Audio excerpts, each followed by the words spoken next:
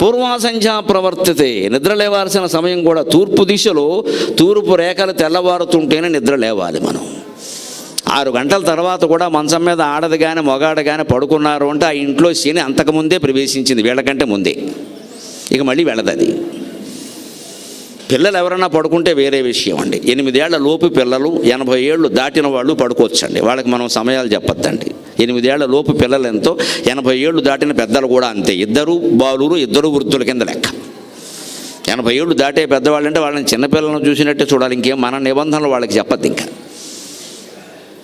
వాళ్ళు ఎలాగో అలా ఉంటారు, ఇంకా సర్దేసుకోవడమే. చిన్నపిల్లలు అంతే. 8 ఏళ్ళు దాటుతున్నాయి అంటే నేర్పాలి ఖచ్చితంగా.